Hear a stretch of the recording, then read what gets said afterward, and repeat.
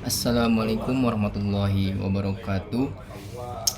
Hamdan wa syukronillah amma ba'du. Perkenalkan, nama saya Gun Gumelar dari Prodi PAI kelas manajemen semester 7. Oke, di sini saya mau bikin atau menyebutkan tata cara wudhu, tata cara tayamum, tata cara sholat wajib, dan tata cara sholat sunnah yang mau diambil, yaitu sholat sunnah idain. Yang pertama itu tata cara wudhu. Nah, dalam tata cara wudhu kan kita sebelum sholat itu harus wudhu dulu ya. Nah, apa saja sih yang perlu dibasuh dalam wudhu gitu kan? Pertama-tama ya, dianjurkan kita itu membaca basmalah, itu bismillahirrohmanirrohim, dianjurkan. Nah, setelah itu kita membasuh tangan dulu ya, ibaratkan ini kelocoran air ya, dicuci tangan, gosok-gosok. Habis itu setelah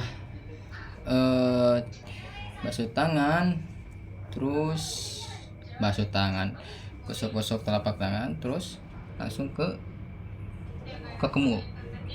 kumur, memasukkan air ke dalam mulut ini ya, lalu dibuang kembali ya. Nah, habis itu setelah berkumur kita lanjut ke menghirup air terus dikeluarkan kembali. Lebih baik itu sampai perih lah, nanti habis udah perih baru dikeluarkan kembali gitu kan ya. Nah, setelah itu, nah di sini setelah hidung gitu kan langsung ke muka. Nah, dalam muka di sini itu ada yang namanya penempatan niat.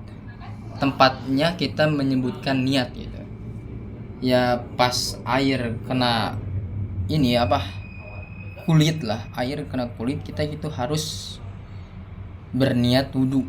Kalau lapatnya itu seperti nawaitul wudu'a liropil hadasil asgori fardolillahi ta'ala, itu lapatnya. Tapi kalau misalkan niat itu di dalam hati ya.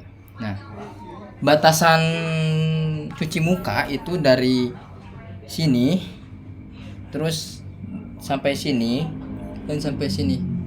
Nah, kalau misalkan ada jenggot ya diharuskan digosok-gosok ya. Ya gini ya. Nah, pas gini langsung kita niat wudhu. Mas. Dianjurkan kena airnya itu kena mata ya, ke dalam mata. Nah, setelah itu lanjut ke bagian tangan. Jadi pas kita membasuh tangan itu dari sini sampai ke siku. Kalau misalkan kita wudhunya itu di jolang, itu ya tempat gede lah, atau di danau bisa gini. Nah, prakteknya bisa gini. Nah, kalau misalkan di keran, kita itu bisa lewat dari sini ke sini, bisa dari sini ke sini. Jangan yang namanya di sini, dari sini nggak boleh. Dari siku sampai sini. Alangkah lebih baiknya gitu menghindari dari kehati-hatian dilebihkan lah, supaya kan di sini kan belum tentu ya, lebih baik dilebihkan saja. Nah, dalam membasuh tangan itu semuanya itu berkumur atau hidung menghirup air itu disunahkan 3 kali. Terus basuh tangan juga 3 kali. Pertama tangan kanan, boleh tangan kanan dulu, boleh tangan kiri dulu. Habis itu tangan kiri. Nah, boleh selang-seling gitu. Tapi diutamakan tangan kanan dulu. Nah, setelah membasuh tangan, kita lanjut ke mengusap sebagian rambut. Nah, ada dalam mengusap bagian rambut itu ada yang boleh di sini sedikit, sini boleh, di sini juga boleh. Kalau misalkan dia rambutnya panjang misalnya segini, boleh di sini, boleh di sini. Ya, yang penting jangan mengusap rambut yang sebelah sini. Jadi kita itu ngusapnya itu masih di daerah kepala gitu kan, masih di daerah kepala. Habis itu setelah ini kita langsung membasuh kuping, bukan membasuh, mengusap kuping ya, seperti ini. Nah, seperti ini kuping. Nah, sebanyak 3 kali. Habis itu kita lanjut membasuh kaki. Nah, batasan kaki, membasuh kaki itu dari sini sampai ke mata kaki. Kita itu harus dibasuh. Ya, dibasuh. Terus kaki kiri juga dibasuh. Nah, dan yang terakhir itu harus tertib, yang mana kita itu didahulukan yang pertama dan diakhirkan yang akhir gitu. Itu tertib, jangan gini, jangan ini bersihin dulu lanjut ke mana, tangan, terus muka, terus telinga dulu baru ini ya, nggak boleh. Kalau misalkan itu terjadi maka wudunya itu tidak sah. Nah, itu wudu ya. Yang kedua itu dalam bertayamum. Kalau dalam bertayamum itu kita itu harus yang namanya benar-benar tidak ada air, pengganti air kan, namanya juga tayamum kan, pengganti air. Nah, dalam tata cara tayamum yang pertama niat, terus yang kedua itu membasuh muka, mengusapkan ke muka, terus yang ketiga itu tangan. Nah, tata caranya gini, kita menyiapkan dulu debu yang bersih sebelah sini, ini untuk debu yang sudah dipakai. Contoh, kita telapak tangan kita, niat dalam tayamum itu lapatnya itu seperti ini, nawaitu tayamuma listibahati sholati fardholillahi ta'ala. Nah, itu niatnya dalam berupa lapat, tapi kalau niat dalam hati, bebas itu. Yang penting kita niat tayamum gitu kan. Nah, pertama-tama langsung, tangan harus kenain ke debunya, tempelkan ke debunya. Nah, setelah itu kita kepruk dulu supaya tidak terlalu banyak debunya tidak terlalu banyak. Nah, setelah itu lanjut ke bagian mengusap wajah seperti wudhu tadi, dari sini ke sini ya, semuanya harus kena ya. Nah, udah langsung keprukan kembali, dikeprukan bersih. Lanjut ke bagian tangan, kita ngambil lagi keprukin dulu sedikit. Nah, dalam tata caranya, begini, sisakan segini, ini untuk bagian ini, yang ini untuk bagian ini. Contoh gini, prakteknya kayak gini, set. Nah, ini udah beres, lanjut ke sini. Nah, udah kanan, lanjut ke bagian kiri, sama itu juga, sisa yang ini untuk ini, yang ini untuk bagian ini. Nah, contoh gini, sama seperti tadi, seperti yang kanan gini, set, sudah, terus gini. Nah, dah. Seperti itu, simpel sebenarnya. Kalau tayamum itu lebih simpel ya, nggak terlalu banyak. Tayamum sudah seperti itu. Terus kita lanjut ke bagian bagian sholat. Kita ambil contoh dalam sholat maghrib lah. Sholat maghrib itu ada 3 rakaat. Yang pertama kita itu dianjurkan gitu sebelum sholat itu membaca basmalah dulu ya kan. Terus disunahkan kita itu mengucapkan niatnya, contohnya seperti usolli maghribi salah sarokaati adaan lillahi ta'ala. Kalau jadi makmum ada makmuman lillahi ta'ala. Nah itu lapatnya. Tapi kalau misalkan niat itu seperti tadi ya di dalam hati. Nah niatnya di mana sih tempatnya niatnya? Tempatnya niat itu berbarengan dengan takbiratul ihram. Kalau misalkan kita lagi sendiri ya, nah pas gini Allah, nah di sini pas sini tuh kita itu mengucapkan niat, bukan mengucapkan, di dalam hati meniatkan saya mau sholat maghrib 3 rakaat sendiri atau jadi makmum gitu, makmuman lillahi ta'ala ya, di dalam hati. Tapi di sini Allahu Akbar. Nah ini ya, posisi tangan itu di atas bujak, di atas pusar dan di bawah dada gitu kan, di sini.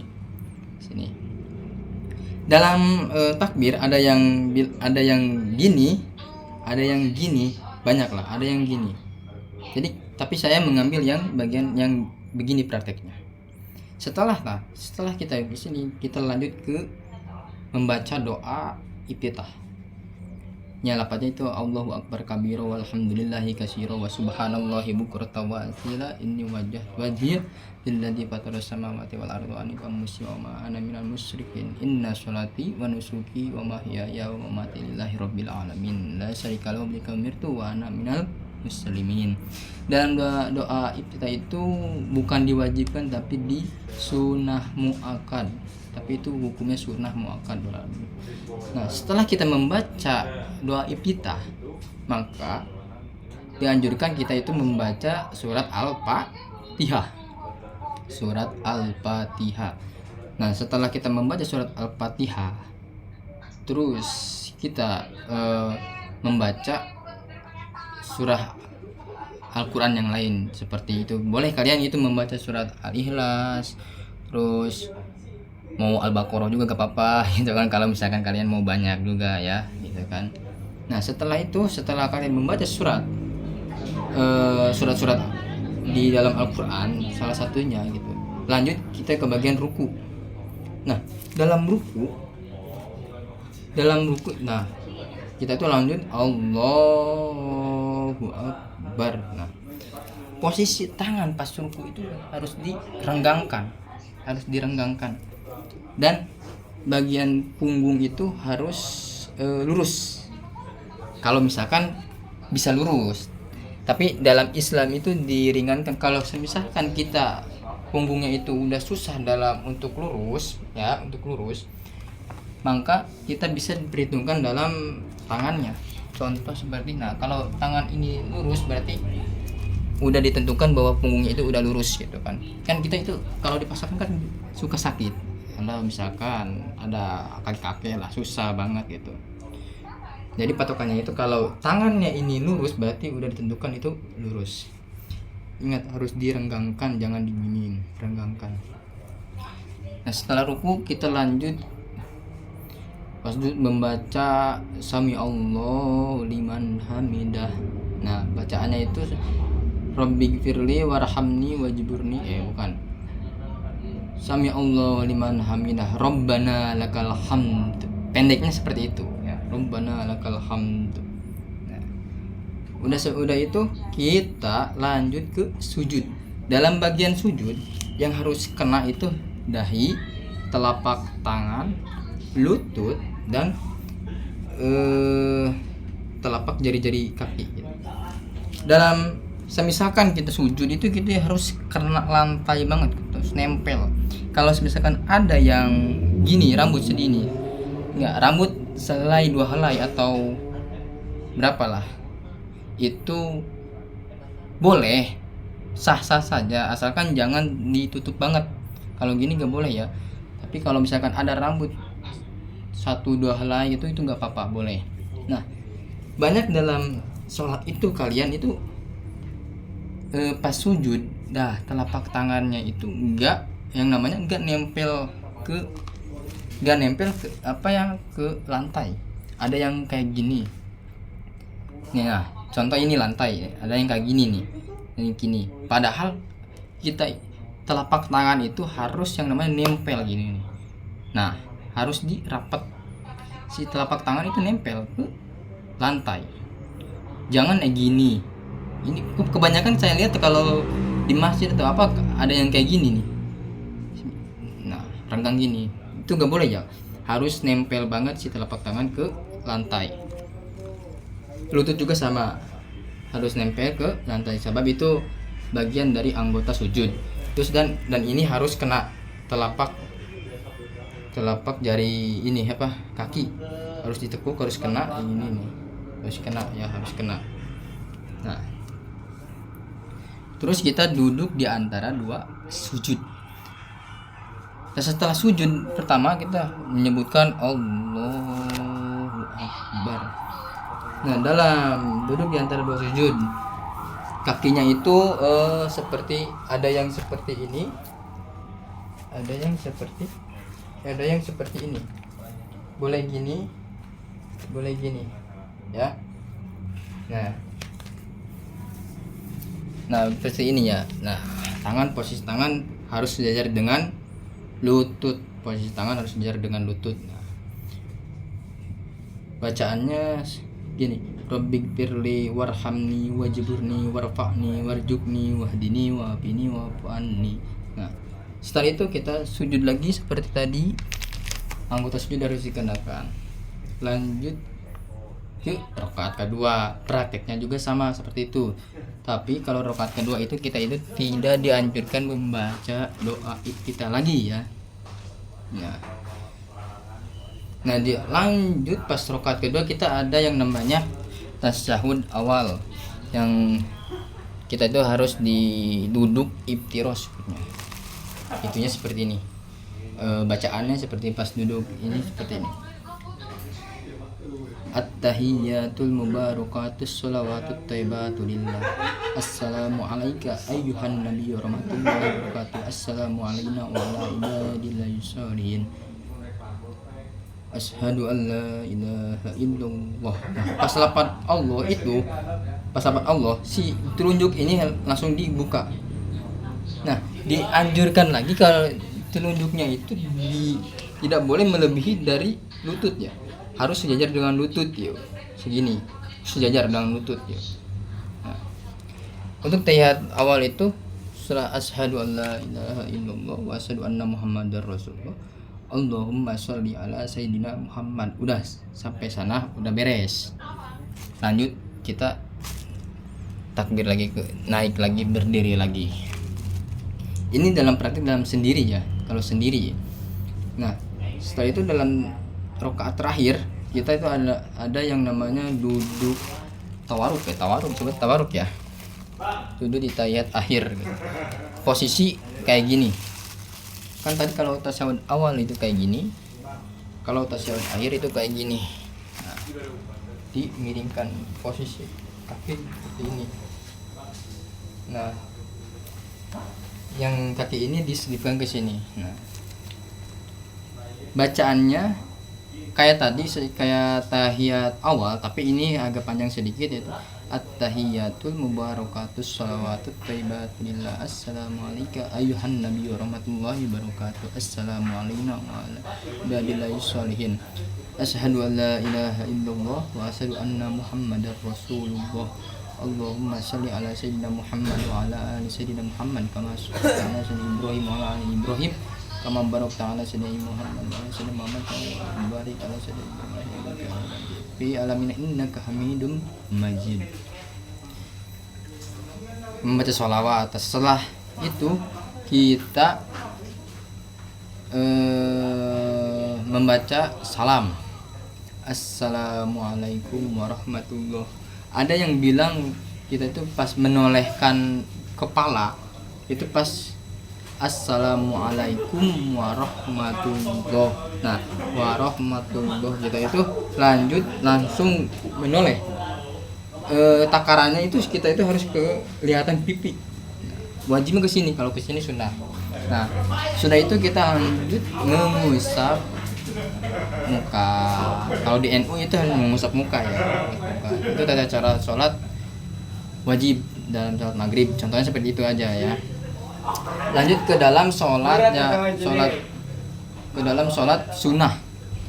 Yang saya mau mengambil contoh itu dalam sholat idain, sholat Idul Fitri, sholat Idul Fitri dan sholat Idul Adha.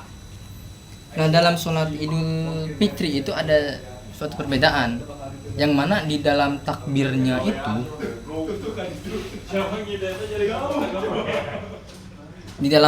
itu, berbeda. Kan ada, kalau sholat wajib itu kan cuma satu kali ya.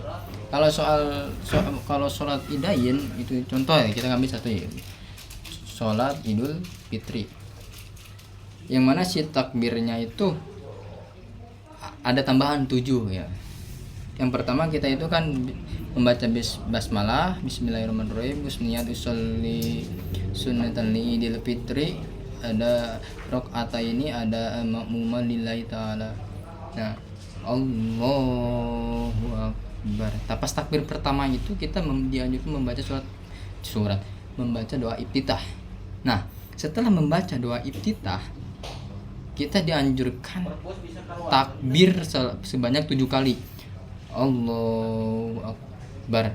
Yang mana di antara takbir tersebut kita itu disunahkan membaca tasbih. Subhanakallahumma wa bihamdika.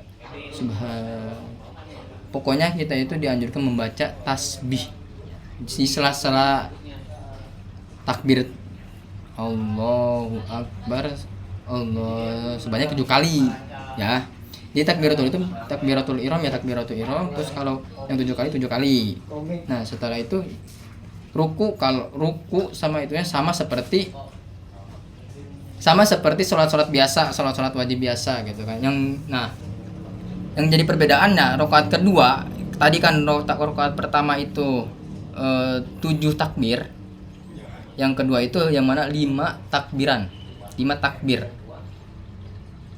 Nah, di sela-selanya itu di antara takbir tersebut seperti biasa disunahkan membaca tasbih. Nah, saya ini cuma mengingatkan dalam kalau kita bermakmum, kadang-kadang gini kan, kita itu tidak boleh yang namanya mendahului imam kan, karena kebanyakan mendahului imam nggak boleh. Terus bersamaan bareng imam itu nggak boleh, bersamaan saja itu nggak boleh, apalagi mendahului. Contoh yang bersamaan tuh, imam belum selesai membaca Allahu Akbar. Nah, yang jadi patokan kita mengikuti imam itu pas kita mulai bergerak itu, pas imam udah membaca barnya itu Allahu Akbar. Nah, pas ulah Allahu Akbar baru kita mulai takbir. Jangan imam belum selesai kita malah lanjut takbir, itu tidak boleh. Itu kalau misalkan imam belum selesai, itu bisa disebutkan itu bahwa itu bersamaan bareng imam ya. Jadi dianjurkan, jadi perhitungan kita mulai bergerak itu pas imam itu membaca barnya itu Allahu Akbar, bar. Nah, kalau sudah imam belum membaca itu, kita baru mulai. Sudah ruku, kalau ruku imam membaca sami Allahu liman hamidah. Nah, patokannya itu hamidahnya.